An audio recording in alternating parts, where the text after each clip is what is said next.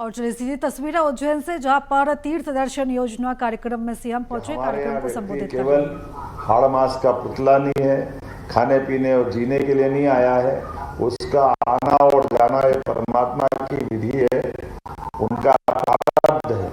लेकिन आने और जाने के क्रम में जिसको देवता की तरसते हैं वो मोक्ष मार्ग, वो हमारे पुण्य प्रारब्ध को बढ़ाने का ये शुभ अवसर भी रहता है। और ये शुभ अवसर हमारे गृहस्थ जीवन में हम अपना अपना काम करते करते परमात्मा से भी लो लगाने के लिए कुछ समय निकालें।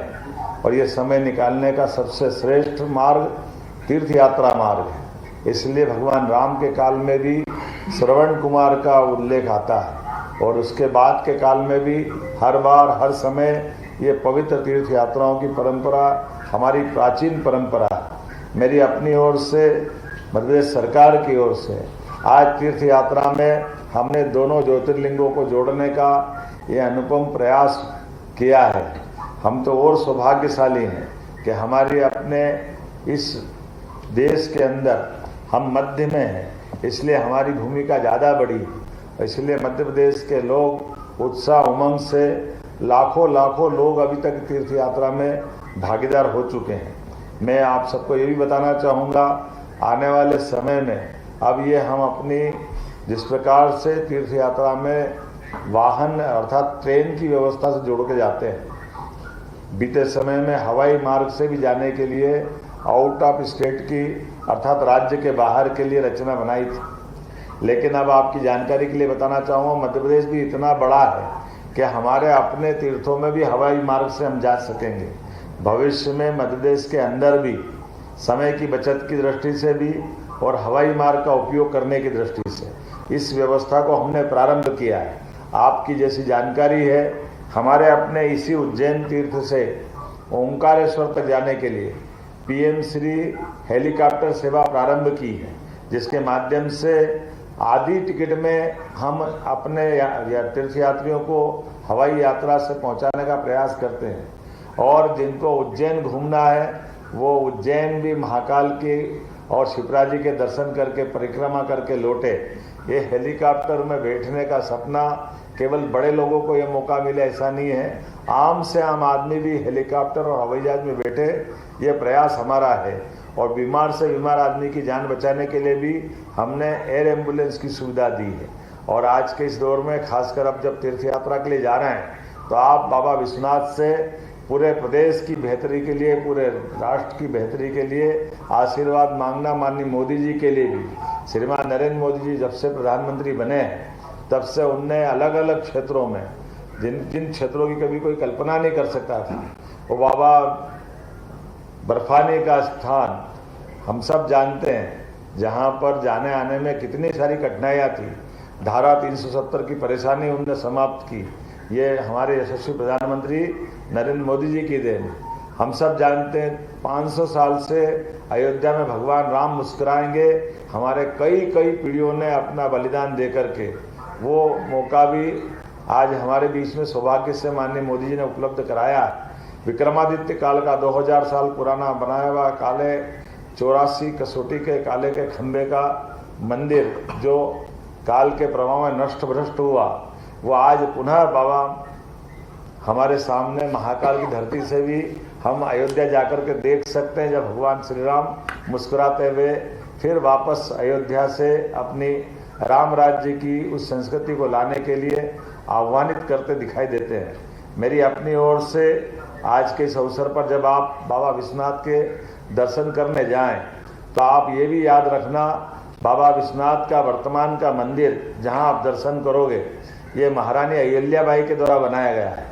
आज से 250 साल पहले हमारी रानी अहिल्याबाई ने, जब विपरीत समय था, खराब समय था, हमारे मूल देवस्थान को नष्ट भ्रष्ट कर दिया। ऐसे में पूरे देश के देशवासियों की भावनाओं को ध्यान में रखते हुए उन्होंने न केवल बाबा विश्वनाथ का बल्कि पूरे देश में 12 ज्योतिर्लिंग, 4 धाम और कई स्थानों पर उनने हमारे धर्म कर्म की व्यवस्थाओं के लिए घाट, लंगर, भिक्षुगृह सभी निर्माण कराए। इसलिए आज की इस यात्रा में ये और आनंद आएगा। ये महारानी अहिल्याबाई का 300वां जन्मोत्सव भी चल रहा है, तो जब आप बाबा विश्वनाथ का दर्शन करेंगे तो वहीं हम पास में आपको रविदास जी का जन्म स्थान भी मिलेगा, कबीरदास जी का जन्म स्थान भी बनारस में माँ गंगा के किनारे। तो ये हमारी अलग अलग प्रकार के आज के इस दौर में जो जातियों की विभिन्नता है, उन जातियों से ऊपर उठ करके सभी महापुरुषों के माध्यम से हम अपनी सनातन संस्कृति को पुनः जीवित करें, प्रज्वलित करें। मेरी अपनी ओर से सभी चार धाम में जाने के लिए आमतौर पर 2 माह से 3 महीना का समय लगता है, लेकिन ऐसा कहते हैं इस पृथ्वी पर अपन ने काल के देवता महाकाल की पूजा कर ली, दर्शन कर लिया और बाबा विश्वनाथ के दर्शन कर लिए, तो ये हमारे जीवन से लेके यहाँ इस समूचे विश्व का कल्याण हो जाता है। तो इस बाबा महाकाल से, काल की यात्रा से विश्वनाथ की यात्रा आप सबके लिए मंगलदायी हो, फलदायी हो। मेरी अपनी ओर से बधाई, बहुत बहुत धन्यवाद। जय श्री महाकाल, जय बाबा विश्वनाथ। माननीय मुख्यमंत्री जी, आज के इस पावन अवसर पर माननीय मुख्यमंत्री जी इस यात्रा में सहभागिता करने वाले वरिष्ठ नागरिकों से संवाद भी करने जा रहे हैं। तो इस पावन अवसर पर माननीय मुख्यमंत्री जी से संवाद करने हेतु मैं सादर आमंत्रित करता हूं प्रभुलाल जी को। कृपया आप मुख्यमंत्री जी से अपने मन के वचनों को साझा करें।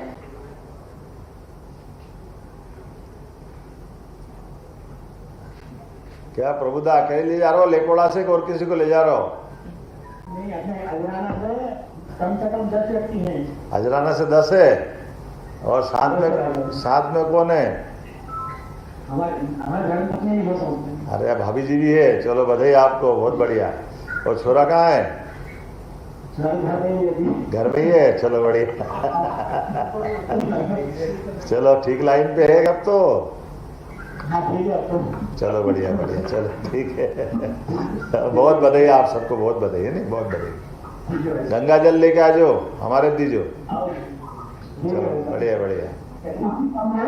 मैं आमंत्रित करता हूँ गीताबाई राठौर जी को।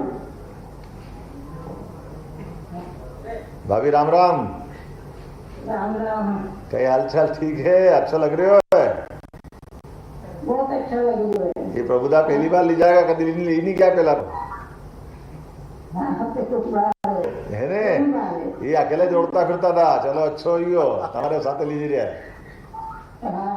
बहुत बढ़िया, बहुत बढ़िया। अलग है, चलो वाह। खड्डे वाली बाटी खिला जाओ, हम आएगा घर है तुम्हारे, है नहीं? दाल बाटी खाएगा। चलो बहुत बढ़िया, बहुत बधाई, बहुत बधाई, बहुत बधाई। शंभूलाल जी को।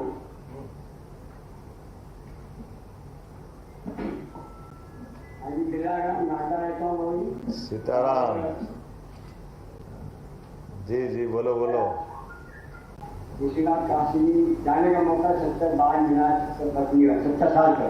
अच्छा, 70 साल उम्र होगी, अभी तक दर्शन नहीं किया।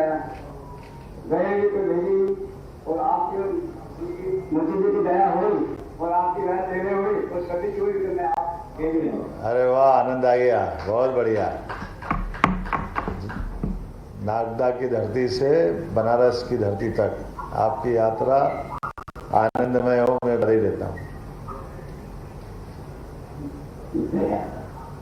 कृपा है आपके आशीर्वाद।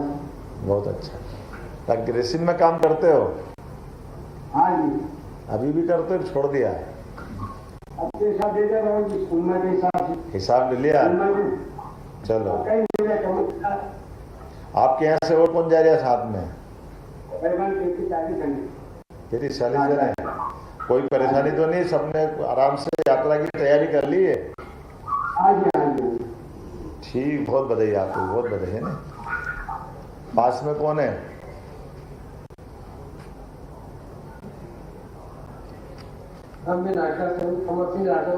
अच्छा, राठौर साहब नमस्कार। कहाँ रहते हो आप? नहीं, नागदा में कौन से मोहल्ले में? गोपाल जी के पास। अच्छा, गोपाल जी के पास रहते हो? चलो वाह, बढ़िया। ये नहीं आए डॉक्टर साहब वगैरह नहीं आए साथ में? अक्सर नहीं आए। कहाँ गए? कल तक से मिले थे, वहीं से चलो वाह, बढ़िया बढ़िया। आपको बहुत बधाई मेरी तरफ से, यात्रा की शुभकामना, मंगल कामना। परमात्मा करे यात्रा आपकी सबके लिए, जितने 35-40 तीर्थयात्री सब जा रहे हैं, जो जितने भी, आप थोड़ा सबको सावधानी से ले भी जाना। यद्यपि अपना सारा स्टाफ आपकी चिंता करेगा। मेरी अपनी ओर से बधाई। आपको बहुत बहुत धन्यवाद। बहुत धन्यवाद। तो लीजिए वर्ष 2024-25 की पहली मुख्यमंत्री तीर्थ दर्शन योजना के अंतर्गत तीर्थ यात्रा का शुभारंभ माननीय मुख्यमंत्री जी की उपस्थिति में होने जा रहा है। हम सभी परंपरा का निर्माण करते हुए हरी झंडे के माध्यम से इस यात्रा को प्रारंभ करने जा रहे हैं। मैं सभी अतिथियों से अनुरोध करता हूं कि कृपया आप हरी झंडे दिखाकर इस योजना की प्रथम यात्रा को अपनी शुभकामनाएं प्रदान करें, गति प्रदान करें। तो स्वयं माननीय मुख्यमंत्री जी भी बच्चों के माध्यम से हरी झंडे निकालकर इस यात्रा में सहभागिता कर रहे हैं।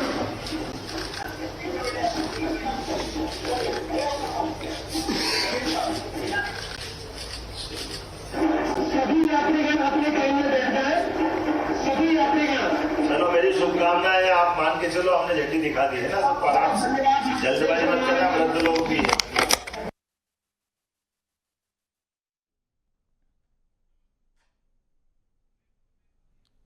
तो ये आपने देखा कि उज्जैन में तीर्थ यात्रा कार्यक्रम का शुभारंभ कर रहे हैं सीएम डॉक्टर मोहन यादव, जिसमें उन्होंने तीर्थ यात्रा पे जाने वाले तीर्थयात्रियों से भी बातचीत की और उन सभी को अपनी तीर्थ यात्रा पे जाने के लिए हौसला अफजाई की और बहुत बहुत मंगलमय तीर्थ यात्रा की शुभकामनाएं भी दी।